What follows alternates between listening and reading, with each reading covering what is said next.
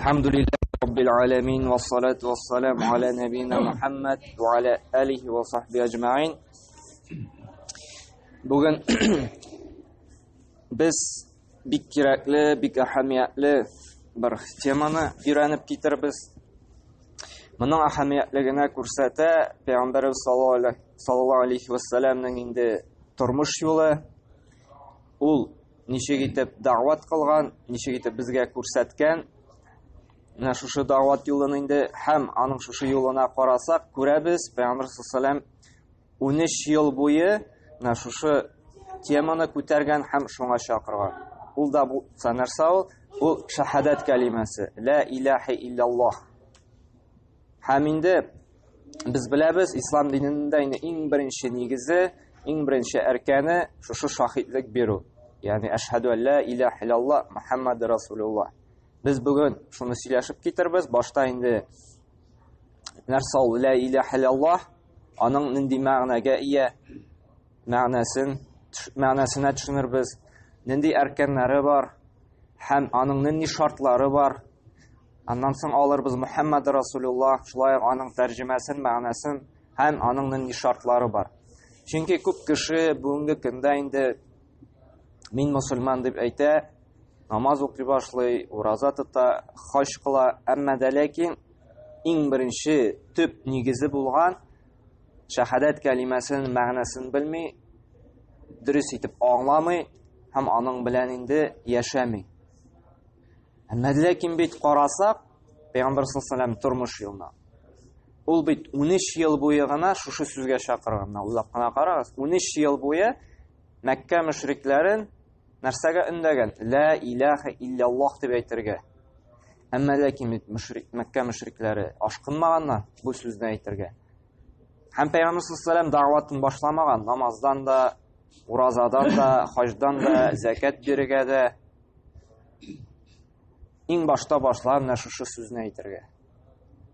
Ammo lekin biz uni aytamiz hozirgi kun, ammo lekin narsa aytganimizni biz anglamaymiz. Ammo lekin bu tub negiz bo'lib turadi shu dinni bizni. Iso olganda da fundamentdan boshlaymiz. Tub negizdan, agarda fundament niq bo'lmasa, fundament solmasak, biz bizni jimrilashak. Bilaymi? Ham shulay mana bu shahadat kalimasini biz durust anglab, durust etib aning bilan yashamasak, bizning jimrilgan kibik bizning dinimizda, islomimizda endi bizning tuzuk bo'lmayashaq, niq bo'lmayashaq. Ona ko'ra biz buni bilib, anglab qolganlarga da o'rgatirga, siylarga tegishmiz. Birakda yaqinlarimizga, atiyanilarimizga, bolalarimizga, inoqlarimizga biz buning endi ma'nosini endi yetkirga tegishmiz. Eng boshda endi söylashimiz narsasi ol la ilaha illalloh. Aning tarjimasi nechik? Biz ko'p eshitgan bor, ko'p gazetlardan, kalendarlardan o'qigan bor. La ilaha illalloh degach nechik tarjima aytadilar? Allohdan boshqa iloh yo'q. Bunday tarjima durustmi o'zi? Biz narsa dedik, bunda bitin tub so'z narsa iloh. Iloh ul tabunu obyekti. Narsagadir bo'lsa, sen ibodat qilasan ekan, tabunasan ekan, itoat etasan ekan, bu iloh deb ataladi. Masalan, so'raysan ekan, duo qilasan ekan, tavakkal qilasan ekan, umid etasan ekan, shu ilohdan endi qalbingni shu iloh bilan baylaysan ekan, bu ibodat qilib bo'lar. Ammo lekin yer sharida bu ilohlar bek ko'p, shulaymi? Biz bunda aytamiz, Allohdan boshqa iloh yo'q. Ammo lekin bit Allohdan boshqa da ilohlar ko'p. Putlar bor, farishtalarga da tobunalar, payg'ambarlarga tobunalar, goroskoplarga tobunalar, sehrchilarga tobunalar, qabrlarga tobunalar, hatto kishiga tobunalar, oqshaga tobunalar. Ammo bu butunsi iloh. Kishi shuning bilan qalbini baylab, shundan umidlanar ekan, shundan so'rar ekan, bu iloh, tobuna. Allohdan boshqa iloh yo'q deb aytib ekan, u durust emas. Ilohlar bek ko'p, millionlagan. Ammo lekin nechik bilan durust tarjimasi, nechik durust tarjima aytirgan hamon haqiqiy ma'nosi narsa? Buning ma'nosi Allohdan boshqa ibodatga loyiqli hech bir ilahiy zot yo'q. Mana uning durust tatar tilining tarjimasi Allohdan boshqa ibodatga loyiqli hech bir ilahiy zot yo'q. Чөнки менә бу Аллаһтан башка илаһ юк дип әйтү, илаһлар бик күп. Әмма ләкин шуның хакыйкый гыйбадәткә лаеклысы ул Аллаһ Тәгалә генә. Ә калган илаһлар берсе дә хакыйкый түгел, кеше уйланып чыгара. Алар бөтенесе дә гыйбадәткә лаеклы түгел. Менә бу иң беренче дөрес мәгънәсе. Менә моны истә калдырырга тиешбез. Ла илаһа илляллаһ нәрсә дигәндә, Аллаһтан башка гыйбадәткә лаеклы һичбер илаһи зат юк. Бу аның төп мәгънәсе. Һәм без әйттек, менә бу инде мәгънәсе булды дөрес. Нары бар аның әркәннәре. Нинди әркәннәре барсын? Иң беренче әркән нәрсә ул? Ла илаһа. Менә бу беренче әркән. Икенче әркән нәрсә? Илляллаһ. Һәм инде өйрәнеп китәбез. Ла илаһа. Гарәп телендә ла ул инкар итү. Юк дигән сүз. Илаһ әйттек нәрсә дип, табыну объект. Нәрсә булса гыйбадәт кылалар икән, ул илаһ дип атала. Нәрсә дә булса кеше үзе уйлап чыгарып манда табына икән, ул илаһ дип атала. Менә без монда инде иң беренче әркән, без инкар итәргә тиешбез барлык илаһларны. Ла илаһа. Инкар итәбез барлык илаһларны. Дөнья йөзендә менә күпме илаһ бар, миллионлаган. Без инкар итәбез ничек? Без алар берсе дә дөрес түгел, бөтенесе ялган, бөтенесе батыл, бөтенесе дә инде нәрсә гыйбадәткә лаек түгел дип инкар итәбез. Һәм икенче әркәне нәрсә? Исбатлыйбыз илляллаһ дип. Илляллаһ нәрсә дигән сүз? Аллаһтан башка. Ягъни Аллаһ Тәгалә генә гыйбадәткә лаеклы дип исбатлыйбыз. Без беренчесен инкар иттек барлык илаһларны, шулаймы? Каберләргә табынучы, каберне илаһ итеп алган илаһларны, анда гороскопка табынган илаһларны, сихерчеләрне, аларга шулай табыналар. Анда путларны, сүрәтләргә табыналар. Бөтенесен дә инде инкар итәбез дә һәм исбатлап куябыз. Аллаһ Тәгаләгә генә гыйбадәт кылабыз, ул гына гыйбадәткә лаеклы дип әйтәбез. Менә бу була аның икенче әркәне. Һәм без әйттек, аның шартлары бар. Лайма шушы шартлары нәрсә дигән сүз? Без бит беләбез, һәрберебезнең ишеткән бар, ла илаһа илляллаһ ул җәннәт ачкычы дип. Шулаймы? Бөтенебез дә ишеткәнебез бар. Ла илаһа илляллаһ җәннәт ачкычы, җәннәтнең ишекләрен ачучы дип. Без беләбез, һәрбер ачкычның аның бар тешләре. Әгәр дә шушы ачкычның тешләре йозакка туры килсә, ул ишекне ачачак, ул йозакны ачачак. Әгәр дә инде шушы йозакның тешләре йозакка туры килмәсә, ул ишекне ачмый. Шулаймы? Һәм менә бу ла илаһа илляллаһ кәлимәсенең ачкычының да бар тешләре, менә шушы шартлары без санап китәчәкбез аны. Ул 7 шарттан тора. Менә бу 7 шартта шушы ла илаһа илляллаһ кәлимәсенең ачкычының тешләре. Әгәр дә ул туры килә икән, безгә җәннәт ишеген ачачак. Әгәр дә шушы шартларны үтәмибез икән, белмибез икән, шуның белән яшәмибез икән, җәннәт ишеген инде ачмаячак. Без менә моны өйрәнеп китәбез. Моны инде яттан белү, бөтенесен дәлилләп безгә фарыз түгел. Әмма ләкин без моны бер ишетеп, аңлап, мәгънәләренә төшенеп, шуның белән инде яшибез икән, Аллаһ теләсә инде Аллаһның рәхмәте белән шушы җәннәт ишекләрен ачып җәннәткә керәчәкбез. Әмма ләкин инде булырга мөмкин кеше ятлап, дәлилләрен дә белеп, аның белән инде яшәмәсә, шулай ук җәннәт ишекләре ачылмаячак. Менә бу иң беренче шарты нәрсә? Ул гыйлем. Ла илаһа илляллаһның иң беренче шарты без белергә тиеш, без гыйлем. Гыйлемнең капма каршысы нәрсә? Гыйлемсезлек, наданлык. Нинди гыйлем? Шушы ла илаһа илляллаһ мәгънәсен белү. Шуңа кагылышлы булган гыйлем. Без аның мәгънәсен белергә тиешбез, аның инде әркәннәрен белергә тиешбез. Ягъни шушы сүзнең мәгънәсен белү, гыйлемебез булу, шушының ла илаһа илляллаһның сүзе турында. Иң беренче шарт булып тора, безнең бурыч булып тора. Ла илаһа илляллаһ әйткәч нәрсә әйтүне белү.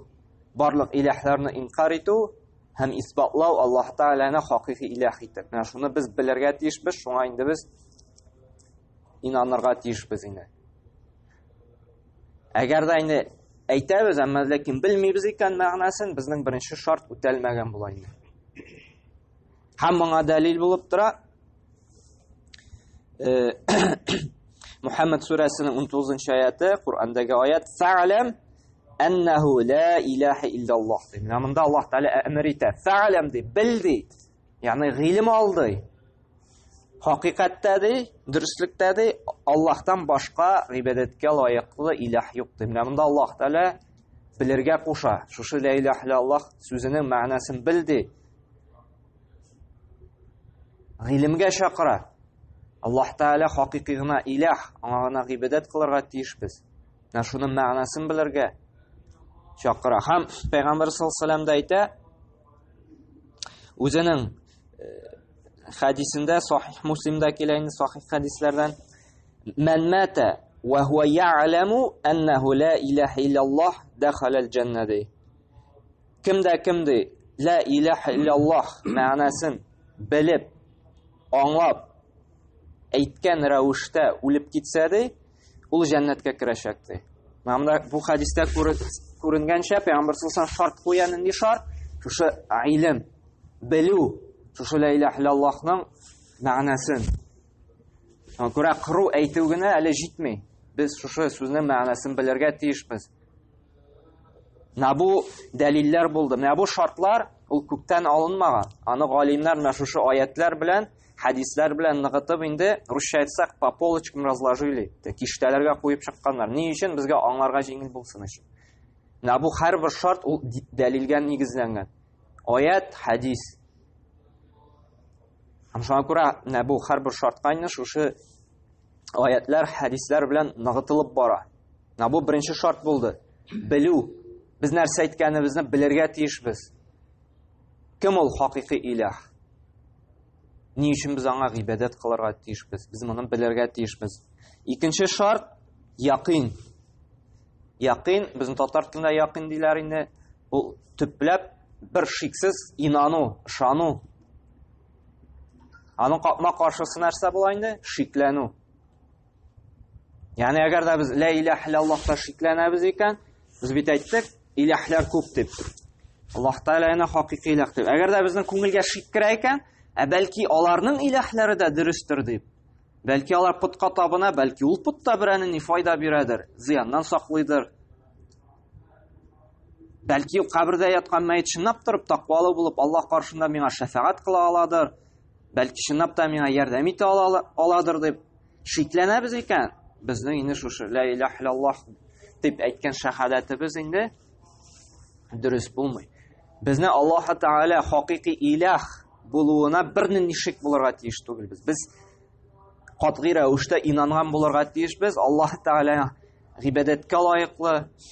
Аннан гына без өмет итәргә тиешбез, аңа гына тәвәккәл кылырга тиешбез, аннан гына сорарга тиешбез. Ягъни калбыбыз тулышынча Аллаһ Тәгаләгә бәйләнгән булырга тиеш. Әгәр дә шик керә икән инде күңелебезгә, башка илаһлар да бәлки дөрестер. Безнең менә бу шаһадат кәлимәсенең икенче шарты үтәлмәгән була. Шаһадат кәлимәсен инде без җиренә җиткереп дөрес аңлап әйтмәгән булабыз. Моңа инде дәлил булып тора Аллаһ Тәгаләнең инде сүзләре, Хуҗурат сүрәсенең инде 15-нче аяты: "Иннамал муъминуна аллазина аману биллаһи ва расулиһи, сумма лам яртабу ва җаһаду би амвалихим ва анфусихим фи сабилиллаһ, улаика хумус садиқун." ди. Мөэминнәр кемнәр алар ди Аллаһ Тәгалә? Мөэминнәр алар ди кемнәр ди? Аллаһ Тәгаләгә һәм аның расулына иман китерүчеләр ди, аннан соң инде шикләнмәүчеләр ди. Менә без Аллаһка иман китереп, аның расулына иман китергә шикләнергә тиеш түгелбез. Бәлки Аллаһ Тәгаләдән башка бүтән илаһлар да бардыр.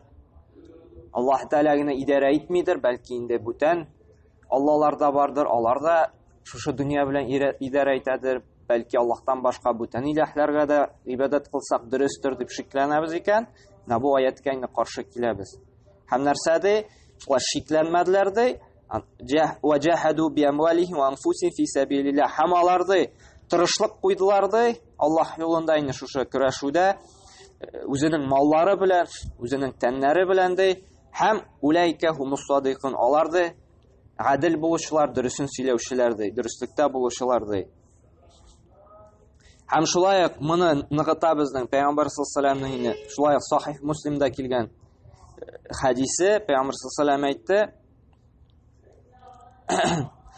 "Ашһаду ан ла илаха илляллаһ ва анни расулуллаһ, ла ялқи Аллаһ бихима абдун гайру шаккин фихима илля дахалал джанна." Әгәр дә шаһидлек бирсә берәр кул, Аллаһның кулы ла илаха илляллаһ дип, Аллаһтан башка гыйбадәткә лаек һичбер илаһи зат юк дип, һәм мин Аллаһның расулы дип, һәм шушы әйткәндә инде бернинди шиге дә булмаса шушы сүзгә инде шикләнмәсә ул җәннәткә керәчәк Җәннәткә керәчәк Менә бу дәлил булып тора. Без шушы сүзне әйткәндә Аллаһның хакыйкый илаһлыгына, хакыйкый ул гына гыйбадәткә лаеклы булуына шикләнмәүгә. Без бернинди шик булырга тиеш түгелбез. Аллаһ Тәгалә барлыгына, берлегенә, хакыйкый илаһлыгына әгәр дә шик керә икән инде, шулай ук шаһадат кәлимәбезнең әйтүебезнең шаһадат кәлимәсе әйтүебез дөрес булмаячак. Өченче шарты нәрсә ул? Ихласлык.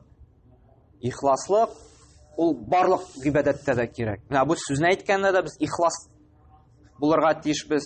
Һәм ихлас булырга тиешбез Аллаһка гыйбадәт кылганда да. Без әйтеп киткән идек, бит гыйбадәт кабул булсын өчен ике шарт бар ди. Беренчесе нәрсә дидек? Ихласлык. Менә шушы ихласлык безнең шушы шаһадат кәлимәсе әйткәндә дә булырга тиеш. Ихластан гына, риясыз, ширк, Аллаһка тиңдәшлек кылмыйча әйтергә тиешбез. Һәм гыйбадәттә дә без ихлас булырга тиешбез. Чөнки бу сүз әйтү дигән сүз шаһадат бирү, ла илаһа илляллаһ. Без бит ихластан аннан соң гыйбадәт кылырга тиешбез. Буйсынырга тиешбез. Ансы инде 7нче шарт алырбыз. Менә монда аңларга кирәк, менә без динебездә барлык Аллаһ Тәгалә әмерләрендә ихлас булырга тиешбез. Аллаһ ризалыгы өчен генә эшләргә тиешбез. Кеше ризалыгы өчен, кешеләрдән куркып, кешеләрдән өмет итеп, кешеләргә мактану йөзенә рия өчен бер нәрсәне дә эшләргә тиеш түгелбез. Барлык гыйбадәт ихластан гына инде булырга тиеш. Һәм моңа дәлил булып тора Бәйнә сүрәсенең инде 5нче аяты: "Ва умиру илля лиябудуллаһа мухлисина лаһуд-дин." Сезгә әмер ителде ихластан гына бер Аллаһка гына гыйбадәт кылырга ди. Бу дәлил булып тора. Менә без динебездә барлык гыйбадәттә дә ихлас булырга тиешбез. Бу төп дәлил булып тора. Һәм инде Пәйгамбер саллаллаһу алейһи ва сәлләмнең инде дәлиле Сахих Бухарида килә. Пәйгамбер саллаллаһу алейһи ва сәлләм әйткән: "Ас'адун нас бишафаати ман кала ла илаха илляллаһ халисан мин калбихи." ди. Минем шафаатыма лаеклы кеше ди, ул ди шушы ла илаха илляллаһны калбен ихлас рәвештә әйткән кеше ди. Яни калб түреннән безнең бит инде шушы бар гыйбадәт калбтан чыга. Шулаймы? Менә калб түреннән ихластан ла илаха илляллаһ дип әйтә икән, бу инде кыямәт көнендә ди минем шафаатыма лаеклы булачак ди. Һәм галимнәр әйтте, шушы хадискә таянып инде шул шартны ныгыта менә бу дәлил. Бу сүзне әйткәндә дә гыйбадәтләребездә дә без ихлас булырга тиешбез. 4нче шарт as-sidq. Сидq ул дөресен әйтү, ялганламыйча. Аның каршысы инде ялганлау. Без беләбез, безнең динебездә мунафиклар бар, шулаймы? Тышкы яктан мин мусульман ди, әмма ләкин ички ягында калбында аның күфрлек ята. Шушы ышанмый ул. Аллаһ Тәгаләгә дә, аның әмерләренә дә. Аннан кайткан кеше юк бит әле ди. Шундый теге тормышта да кызык хәлләр булды. Кызык түгел инде ул, бик аяныч. Бер вакыт мәҗлестә утырайык инде, анда шулай кайбер хәзрәтләр бар. Шуша вагыз сөйләдек тә инде, сүзгә сүзсез керешеп киттек анда. Ахыр чиктән бу хәзрәт әйтеп куймасмы, аннан кайткан кеше юк әле. Шуңа күрә шундый хәлләр дә була. Җыгылып китмәдек.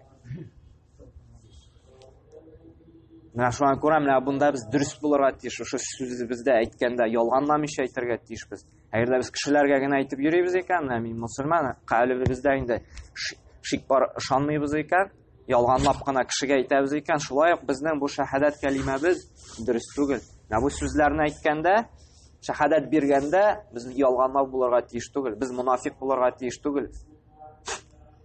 Нәрсә тышкыбызда, тышкы гамәлләребездә, калбыбызда да, ички дөньябызда да шул булырга тиеш. Хакыйкый илаһ итеп Аллаһка ышандык икән, Аллаһка гыйбадат кылабыз икән, калбыбыздан да без ышанырга тиешбез.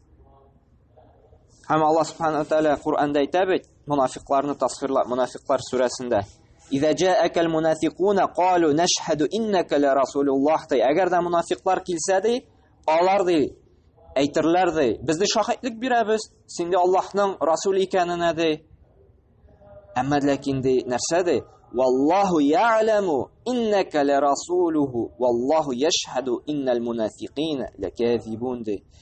Аллаһ Тааля белә ди хаклыкта ди син расул икәнне ди, һәм Аллаһ Тааля беләләр ди, Аллаһ Тааля белә ди, шушы мунафикларның шаһадаты ул ялган шаһадат икәнен, ягъни ялганлап әйтүләрен.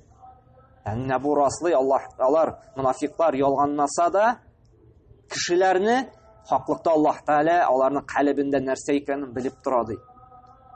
Безне кайбер мунафиклар ялганласа да, без мусульман, ла илаһа иллаллаһ дип әйтеп, безне алдаласалар да, без белмәсәк тә, хаклыкта кемнәр алар? Аллаһ Тааля белеп тора аларның калбләрендә кем. Һәм менә шушы сүзне әйткәндә дә, дингә кергәндә без ялганламыйча, чын дөресе, гаделлек белән әйтергә тиешбез. Һәм Аллаһ Субханаһу ва Тааля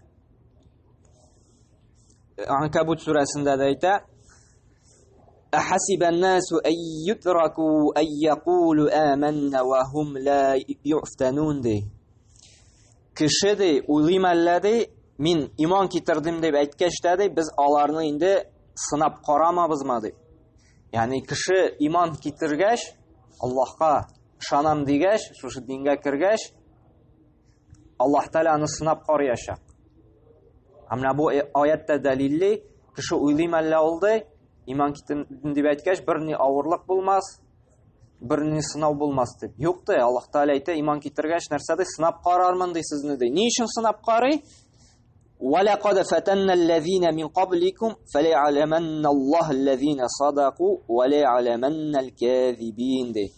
Сезгә хәтлек булган кавымнарны да ди, сынап караган кебек ди, Аллаһ Тааля сезне белер өчен кайсыгыз дөресен әйтә, кайсыгыз ялганлый. Менә шуны белер өчен Аллаһ Тааля нәрсә ди, сынап карар ди. Аллаһ Тааля шушы сынау вакытында инде безнең хакыйкый инануыбызны сыный. Без мунафиклармы, яки без мөэминнәрме? Менә шушы сынаулар аша без беленәчәкбез. Әгәр дә авырлык килгәч инде әйтеп куябыз икән, менә мин сиңа инанган идем, син миңа авырлыклар җибәрдең, син юктыр ул. Шундый сүзләр чыга икән, яки ризасызлык белдерәбез икән. Шандым бит инде мин сиңа, нәрсә инде сиңа тагы җитмәсә, мен шундый авырлыклар җибәрәсен дип инде. Шундый куркыныч сүзләр әйтәбез икән инде, без күренәбез, менә бу иманыбызның заифлеге турында. Шуңа күрә менә без һәр вакытта да инде сүзләребезгә, менә бу калбтә булган туйгыларыбызга игътибарлы булырга тиешбез. Һәм Аллаһ Пәйгамбер саллаллаһу алейһи ва сәлләм әйтте, шулай Бухари җыентында килә торган сахих хадисләрендә инде, шушы шартка дәлил булып, "Ма мин ахадин яшһаду ан ла илаха иллаллаһу ва анна Мухаммадан абдуху ва расулу садиқан мин қалбихи илля харрамаху Аллаһу алан нар" ди. Кимдә кем ди, шаһидлек бирсә ди, ла илаха иллаллаһ һәм Мухаммад расулуллаһ дип инде, Аллаһтан башка гыйбадәт лаеклы һичбер илаһи зат юк ди, һәм Мухаммад аның кулы һәм расулы дип, садиқан, ягъни дөрес рәвештә ялганламыйча инде. Аллаһ Тааля андый кешегә ди җәһәннәмне инде харам кылды ди. Шуңа күрә менә без бу сүзләрне әйткәндә ялганламыйча дөресен әйтергә тиешбез. 5нче шарты мәхәббә, ягъни ярату. Без яратырга тиешбез Аллаһ Тәгаләне. Яратырга тиешбез шушы сүзне. Яратырга тиешбез шушы сүзне әйтеп, шушы сүз белән яшәүче кардәшләребезне. Яратырга тиешбез Аллаһ Тәгаләгә кылына торган гыйбадәтләрне. Без яратырга тиешбез Аллаһ Тәгаләнең әмерләрен. Һәм гомумән Аллаһ Тәгалә безгә шушы динебездән риза булган барлык гамәлләрне дә без яратып, шатланып эшләргә тиешбез.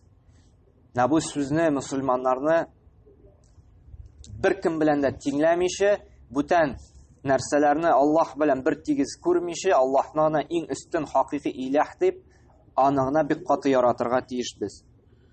Һәм Аллаһ Субханаһу ва Бакара сүрәсендә әйтә: "Ва минан наси ман яттахизу мин дуниллаһи андада юхиббунахум кахуббиллаһи." Кешеләр арасында ди Аллаһтан башка бүтән илаһларны Аллаһ Тәгаләне яраткан кебек яратучылар бар ди. Ягъни кешеләр арасында ди бүтән илаһларны, бүтән путларны шул хәтлек яраталар ди. Аллаһны яраткан кебек ди. Без Аллаһны яратырга тиешбез. Барлык мәхәббәтебез Аллаһка гына булырга тиеш. Әмма кешеләр арасында бар ди, менә шушы путларны, ялган илаһларны ди Аллаһ дәрәҗәсендә күреп яратучылар бар ди. Әмма ләкин нәрсә ди? "Валлазина аману ашадду хубба лиллаһ." Әмма ләкин иман китерүчеләр ди, аларның ди менә шушы бик каты яратулары ди Аллаһ Тәгаләгә генә багышланган ди. Аллаһ Тәгаләне генә бик каты яраталар ди. Чын иман китерүчеләр ди. Менә без иман китергән бәндәләр Аллаһны гына бик каты яратырга тиешбез. Әгәр дә кеше Аллаһны да ярата икән, тагын аңа өстәвенә бүтән илаһларны да ярата икән, бу шулай шушы шартыбыз үтәлми, безнең шаһадат кәлимәбез дөрес булмый. Без бары тик Аллаһны гына яратырга тиешбез. Аллаһны гына, шушы сүзне генә без иң каты сөергә тиешбез бүтән сүзләргә каранда. Ла илаһа илля Аллаһны. 6нчы шарт кабул итү. Шушы сүзне без инде кабул итәргә тиешбез. Менә бу төп шарт Мәккә мөшрикләрен шушы сүзне инде сәбәп булды кабул итмәскә. Ки Мәккә мөшрикләр кабул итмәделәр бу сүзне. Пәйгамбәр саллаллаһу 13 ел буе чакырды, бармак белән генә санарлык кеше исламга килде. Ни өчен? Чөнки бу сүзне кабул итә алмадылар. Ничек инде синде без гомер буе анда, шушы Кәгъбәтуллада күрәбез бит, таваф кылабыз. Анда 380-дән артык пут булган. Якынча инде менә 300-дән артык инде, 400-гә якын пут булган. Һәр кеше үзенең путына гыйбадат кылган, табынган. Һәм әйткән, ничек инде безнең гомергә ата-бабаларыбыз шушы путларга табынган. Һәм син килеп инде шушы сүзне әйттереп, бер илаһны калдырмакчы буласыңмы ди? Бөтен шушы путларны чыгарып атып ди. Син бит безнең гырыф-гадәткә каршы киләсең ди. Син бит безнең ата-бабаларыбызның юлына каршы киләсең ди. Һәм дәлил дә бар. Юнус сүрәсендә, Саффат сүрәсендә 35-36 аятында Аллаһ Тәгалә әйтә: "Иннахум кану иза қила лахум ла илаха илляллаһ ястакбирун" ди. Һәм аларга әйтсәң ди, шушы Мәккә мөшрикләренә инде. Пәйгамбәр саллаллаһу чакыра бит, ла илаха илляллаһ дип әйтегез ди. Аллаһтан башка гыйбадәткә һичбер илаһи зат юк дип. Алар нишләр ди? Алар тәкәбберләнәләр ди. Тәкәбберләнәләр ди. Һәм нәрсә диләр ди? Ва яқулуна а инна латарику алихатина ла ша'ирин мәҗнун. Biz һәм әйтәләр ди, biz шушы акылдан язган шагыйрьнең сүзенә карап ди, үзебезнең илаһларыбызны калдырыкмыни? Күрәсезме, Мәккә мөшрикләре кабул итмәделәр бу сүзне. Тәкәбберләнделәр. Ничек инде ди, гомер буе электән ата-бабаларыбыздан килгән илаһларыбызны калдырыкмыни без ди? Хәзер дә әйтәләр иште, хакыйкый дингә чакыра башласаң, ничек инде безнең ди, гырыф-гадәт ди, ата-бабаларыбызды шулай бит гыйбадат кылгандай, менә шушының белән чагыштырып була. Менә аларның да гырыф-гадәте булган, бүтән иләһләргә табынган. Хәзер Аллаһка гына гыйбадат кылырга чакыра башлыйсың икән. Ничек инде монсы да дөрес бит аның, монсына да гыйбадат кылырга кирәк. Монсы да бар бит безнең. Менә алар тәкъбирләрне кабул итә алмадылар шушы сүзне. Һәм менә бу безнең 6нчы шарт, без шушы кабул итәргә тиешбез Аллаһның хакыйкый иләһлеген. Аллаһ кына хакыйкый гыйбадәткә лаеклы дип без аны кабул итәргә тиешбез. Һәм инде 7нче шарты инқият, ягъни буйсыну. Без шушы сүзгә буйсынырга тиешбез. Ничек итеп? Biz әйттек бит хакыйкый иләһ дип, шушы бөтен мәгънәсен. Менә без буйсынырга тиешбез, ягъни гыйбадат кылырга тиешбез. Без нишлибез? Ла илаһа иллаллаһ диябез дә буйсынмыйбыз, шулаймы? Намаз укымыйбыз, ураза тотмыйбыз. Күпчелек безнең халкыбызны әйтәбез инде. Ла илаһа иллаллаһ дибез. Ни өчен? Чөнки менә шушы шартларын белми, мәгънәсен төшенми. Шуңа күрә улар җиңел генә әйтә, җиңел генә инде кабул итә. Әмма ләкин хакыйкый мәгънәләрен аңласа, шушы сүзне әйткәч, ул белер иде, аңа буйсынырга кирәк шушы сүзгә. Гыйбадат кылырга кирәк. 7нче шарт. Шуңа күрә менә Мәккә мөшрикләре дә шушы мәгънәсен аңлагач, алар аны әйтергә ымтылмадылар. Беләләр иде, бу сүзне әйтсәк, Аллаһка гыйбадат кыласы буласың. 7нче шарт, безгә Аллаһ Тәгалә итагать итәргә, буйсынырга чакыра. Шушы сүзне әйткәч, инде без бары тик Аллаһка гына инде гыйбадат кыла башларга тиешбез. Калбыбыз бары тик Аллаһ белән генә бәйләргә тиеш. Без тәвәккәл кылырга тиешбез бары тик Аллаһ Тәгаләгә генә. Без кая тәвәккәл кылабыз? Акчага тәвәккәл кылабыз. Без тәвәккәл кылабыз кешеләргә, связи дибез инде үзенчә. Әгәр дә шул кеше булса, мин моны эшләп чыга алам. Без уйламыйбыз Аллаһ Тәгаләгә тәвәккәл кылырга. Biz калбыбыз бәйләнгән шушы мадди сәбәпләргә. Әмма ләкин бу сүзне әйткәч, без буйсынып, калбыбыз бары тик Аллаһ Тәгалә белән генә бәйле булырга тиеш. Өмет итәргә тиеш түгел без анда туганнардан, күршедән, дуслардан өмет итәргә тиешбез Аллаһ Тәгаләдән. Куркырга тиеш түгел без кешеләрдән, куркырга тиешбез Аллаһ Тәгаләдән генә. Хәзер вакытта күбебез кешедән курка. Эштә эшләгәндә дә намаз вакыты җитә икән, начальнигым күрер, намаз укганны күрер дә эштән куып чыгарыр. Аннары әйтә, менә бит бәрәкәт юк ди, хезмәт хакым җитми ди, эштә дә бик яратмыйлар ди шушы динкә. Ничек ярата инде? Аллаһ Тәгаләдән курыкмыйча кешедән курыккач. Аллаһ Тәгалә шулай әйтеп кили, Аллаһтан курыкма аңа. Кеше дә синнән риза түгел, Аллаһ Тәгалә дә риза түгел. Чөнки бит Пәйгамбер саллаллаһу алейһи ва саллям әйтте, үзенең сахих хадисендә, әгәр дә кеше ризалыгын алып, Аллаһның ачуын чыгарасың икән, Аллаһның ризалыгын алмыйсың икән ди. Аллаһ Тәгалә шулай эшләячәк. Кешеләр риза булмаячак, ахыр чиктә Аллаһ Тәгалә риза булмаячак.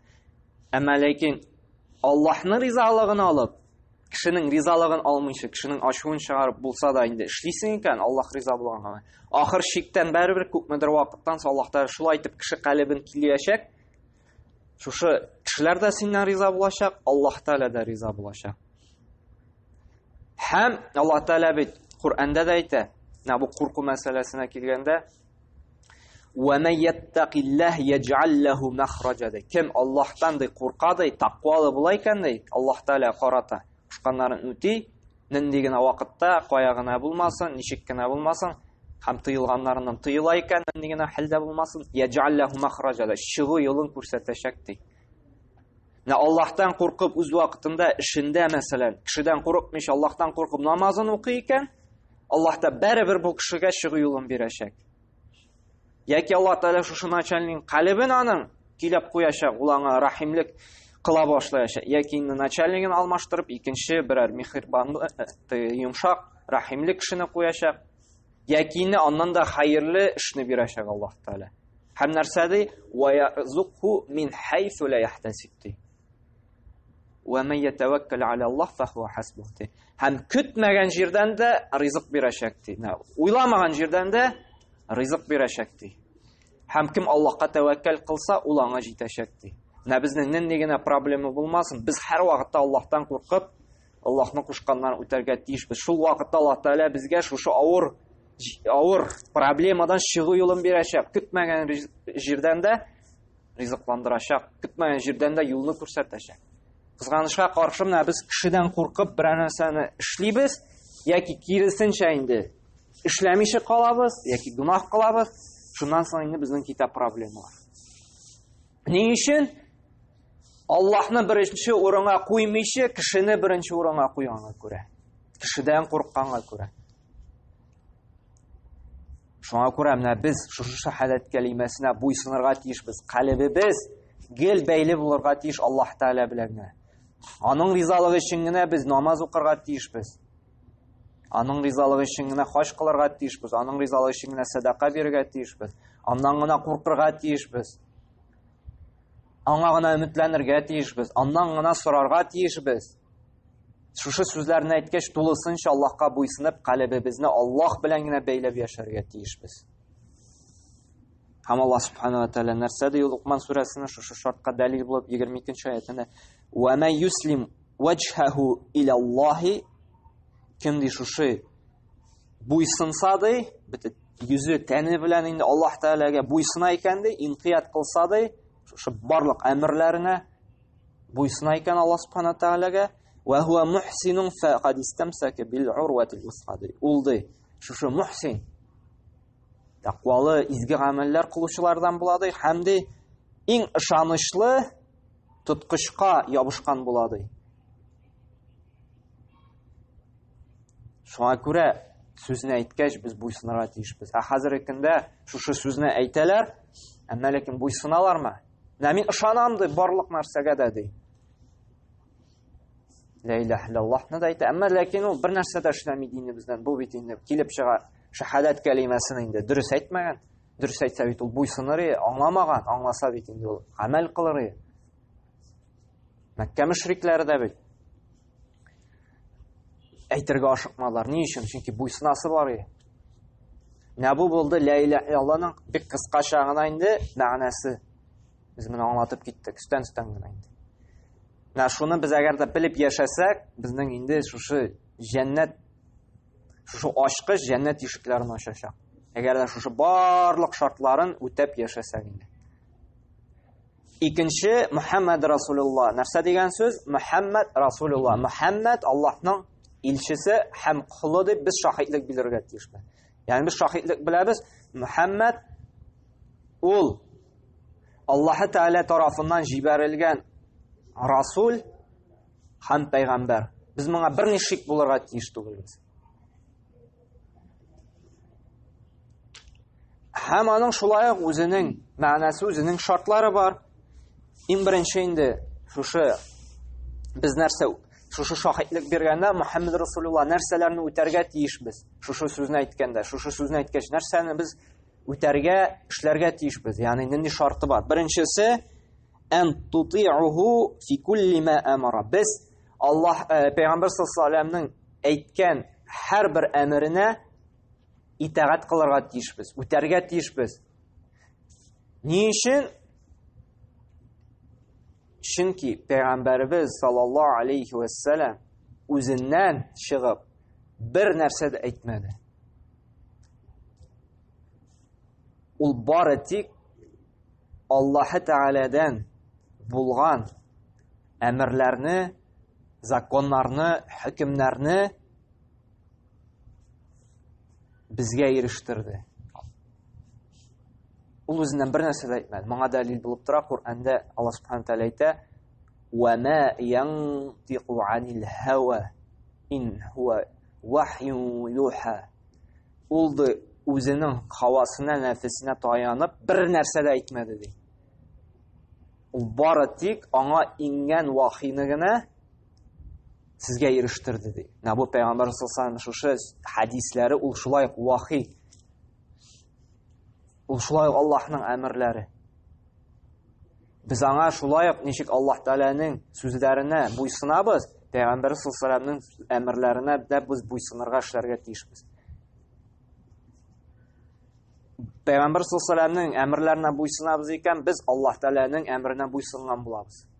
Пәйгамбер саллаллаһу алейһи ва сәлләм әйтте, көненә 5 вакыт укырга кирәк дип әмер итте.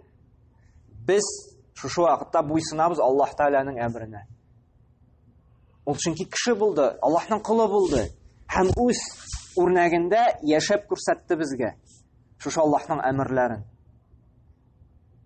Шуңа күрә Пәйгамбер саллаллаһу алейһи ва сәлләм үзенең хәдисләрендә нинди генә әмергә, нинди генә эшкә чакырмады, без аңа буйсынырга тиешбез. Пәйгамбер саллаллаһу алейһи ва сәлләм нәрсә диде? Туганлык җепләрен ныгытыгыз диде. Кем туганлык җепләрен ныгытмый, җәннәткә кермәс диде. Без шушы әмергә буйсынып, туганлык җепләрен ныгытырга тиешбез. Алар безнең белән туганлык җепләрен ныгытасы килмәсә дә. Кем әти-әнисен ихтирам итмәй, аның сүзен тыңламый, ул җәннәткә кермәс диде. Без шулай Пәйгамбер саллаллаһу алейһи ва сәлләм әмеренә буйсынып, әти-әниләребезне яратабыз, ихтирам итәбез, аларга булышабыз. Моңа иң беренче әйтергә тиешем инде, Аллаһның Пәйгамбернең иң бөек әмере булды таухид, Аллаһка гыйбадәт кылу. Ширктан иң катгый тыйганы ширк булды, Аллаһка тиңдәшлек кылу. Без Аллаһка гыйбадәт кылырга тиешбез бер үзенә генә, һәм ширктан инде ерак булырга тиешбез. Бу иң беренче, иң каты чакырган әмере. Һәм башка бик күп хәдисләрдә килә инде шушы Пәйгамбернең әмере. Менә без барлык шушы әмерләренә буйсынырга тиешбез. Көчебездән килгәнчә Пәйгамбер саллаллаһу алейһи ва сәлләм әмерләрен үтәргә тиешбез. Икенчесе нәрсә? Тасдиқуһу фима ахбара. Пәйгамбер саллаллаһу алейһи ва сәлләм нәрсә генә әйтмәсен безгә, без барысына да ышанырга тиешбез. Чөнки Пәйгамбер саллаллаһу алейһи ва сәлләм нәрсәләр әйтте? Безгә хәтлек булган кавемнәрнең вакыйгаларын безгә сөйләде, кыссаларын сөйләде. Шулаймы? Biz аларга инде ышанырга тиешбез. Һәм Пәйгамбер саллаллаһу алейһи ва сәлләм кыямәт көне алдыннан булачак кайбер галәмәтләрен сөйләде. Киләчәк заманда булачак кайбер галәмәтләрне сөйләде. Без моны күрмәсәк тә, без моны ышанырга тиешбез. Һәм мәсәлән, кабердә булачак газап, кабердә булачак ниъмәт. Без моны күрмибез, акылыбыз кабул итми, әмма ләкин без моны ышанырга, кабул итәргә тиешбез. Әгәр дә шушыны кабул итмибез икән, ышанмыйбыз икән, кем аннан кайтканы бар әле, кем аны күргәне бар әле дисәк, без инде шушы Мөхәммәд Расулуллаһка инанмаган, ышанмаган булабыз. Әмма монда әле шундый искә төшеп китте, теге кеше әйтә бит, кем кайтканы бар әле, аннан кем күргәне бар дип. Менә бу үзенең наданлыгын күрсәтә, дини мәгърифәте булмаганлыгын раслый. Нәрсәдән? Чөнки Пәйгамбер саллаллаһу алейһи ва сәлләм нәрсә? Исра ва Ми'раҗда күтәрелеп күрсәтелде. Пәйгамбер саллаллаһу алейһи ва сәлләм җәһәннәмне дә күрсәттеләр, җәннәтне дә күрсәттеләр. Анда булган кеше бар, Пәйгамбер саллаллаһу алейһи ва сәлләм анда булды. Һәм шуны күреп кайтып сөйләде сахабаларына. Менә мин анда булдым, җәһәннәмне дә күрсәттеләр, җәннәтне дә күрсәттеләр ди. Сахабалар инде табигиннарга җиткерде, табигиннар аннары галимнәргә, хәзерге көндә дә шушы сахих хәдисләр җыентында инде безгә дә иреште. Анда булган кеше юк дип әйтүче үзенең наданлыгын гына күрсәтте. Анда булды, анда кеше булды, анда Пәйгамбер саллаллаһу алейһи ва сәлләм булды, аңа күрсәттеләр. Һәм biz моңа инанырга, ышанырга тиешбез. Акылыбыз кабул итмәсә дә, чөнки акыл бөтен нәрсәне дә кабул итеп бетерә алмый. Менә безнең бит инде шикләүләр бар. Русча әйтсәк, ограничениялар. Шулаймы? Күзебез 10 километрдан соң нәрсә бар анда 10 километрдан соң. Без аны күрә алмыйбыз, чөнки күзләребез шикләнгән. 10 километрдан соң без күрә алмыйбыз. Колагыбыз шикләнгән. Шулай анда 5-10 километрда кеше нәрсә сөйләшә, нәрсә вакыйгалар бар, без аның берсен дә ишетә алмыйбыз. Безнең мускулларыбыз шикләнгән.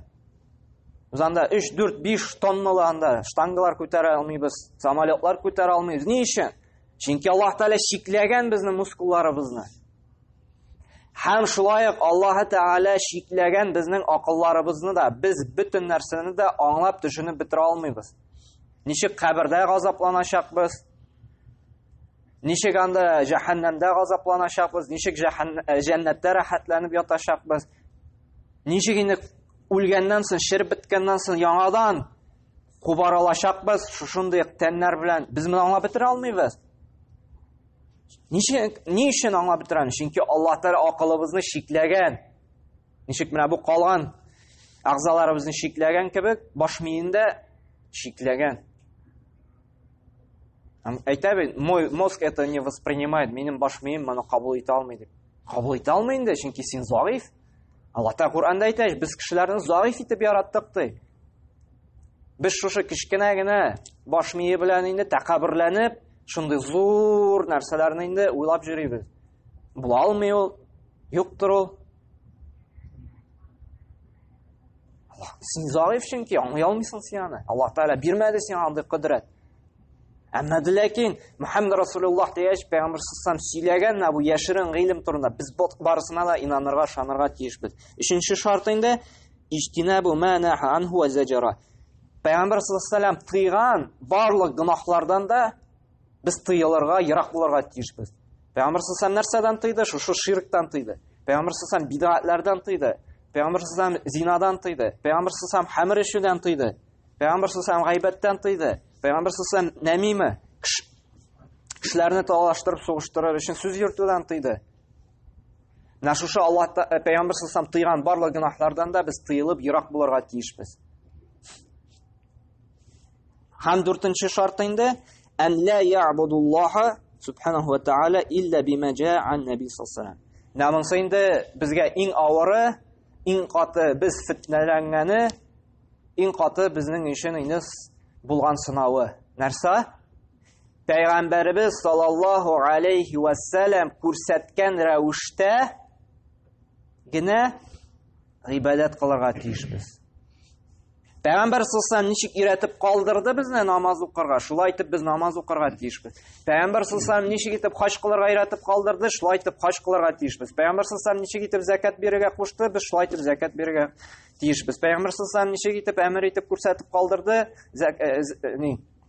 ураза тотуны, без шулай итеп ураза тотарга тиешбез. Пәйгамбәр саллаллаһу ничек күрсәтеп калдырды, Куръан укырга, без шулай итеп Куръан укырга тиешбез. Пәйгамбәр саллаллаһу ничек итеп намаздан соң зикр әйтергә өйрәтеп калдырды, без шулай итеп зикр әйтергә тиешбез. Менә шушы Мөхәммәд Расулуллаһ дигәч без шаһидлек бирәбез. И Раббым бер Аллаһ, мин сине хакыйкый илаһ итеп таныдым, син гыйбадәткә лаеклы. Һәм шушы гыйбадәтне дә мин гыйбадәт кылачакмын, ничек Пәйгамбәр саллаллаһу алейхи өйрәтеп калдырды. Хәзерге вакытта ничек бара? Ярый, мин Аллаһ Тәгаләне хакыйкый илаһ итеп таныдым дип әйтәләр дә, Пәйгамбәр саллаллаһу алейхи өйрәткәнчә гыйбадат кылмыйлар, яки үзләре уйлап чыгарып, яки календарда кушканча, яки инде берәр анда гәзиттә укыганча, яки берәр кеше уйлап чыгарып, шушы кеше әйткәнчә гыйбадат кылалар. Менә бу кеше Мөхәммәд Расулуллаһ дип шаһидлек биргәч тә аңлап бетерә алмый, шушы үзенең сүзенә каршы килүен. Әйтә ул, мин гыйбадат кылачакмын, я Раббым, бер сиңа гына. Ничек Пәйгамбәребез өйрәтеп калдырганча, ничек Пәйгамбәребез өйрәтте, мин шулай итеп сиңа гыйбадат кылырмын дип. Шаһидлек бирә, әмма ләкин диндә артыклык кыла, бидгатьләр кыла, ниндидер харафатлар эшләй. Менә бу бик мөһим. Әгәр дә безнең җәннәткә керәсебез килә икән, шушы шәһадәтебез дөрес булып, нигезебез дөрес булып, калган гыйбадәтләребез дә дөрес булуын телибез икән, менә шушы шәһадәт кәлимәсенә төшенеп, шушы шартларын үтәп яшәргә тиешбез. Шул вакытта гына без җәннәттә була алабыз. Менә шушыны аңлаганнан соң гына инде без күчәбез намаз укырга, ураза тотарга, закат бирергә, хаҗ кылырга, калган гыйбадәтләрне эшләргә. Әгәр дә шушы шартыбыз инде, шушы шәһадәтебез дөрес булмый икән, Аллаһ сакласын, калган гыйбадәтләребез дә дөрес булмавы бар.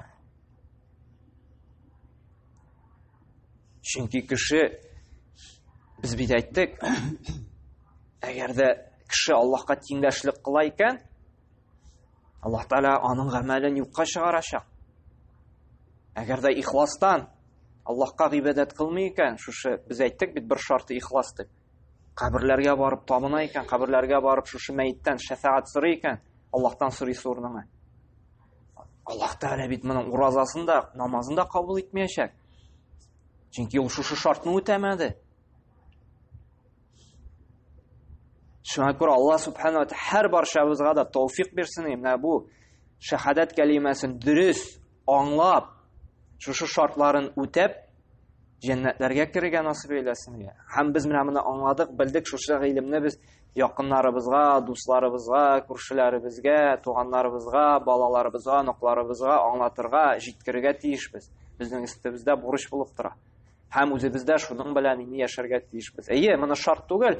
Һәрберсен дәлилләп, һәрберсен теге тәртип буенча ятларга, белергә, ләкин без менә моны бер ишеттек икән, шуның белән инде без яшәргә тиешбез. Һичшиксез, әгәр дә һәрберсен тәртип белән ятлап, дәлилләрен белеп, ятлап куеп, бу ятлап куйсак, бу бик яхшы була, нур өстенә нур була. Һәм инде Аллаһ Субханаһу ва Тәгалә инде һәр барсагызга да инде шушы шартларны үтәп, Аллаһ риза булган, Аллаһ кабул итә торган, Аллаһ яраткан гамәлләр кылып, аның ризалыгына ирешеп, фирдәүс җәннәтләренә керергә насыйп эйләсен. Субханакалла бихамдик, ашһаду ан ла илаха илля анта, ва астагфирука ва атубу илейк.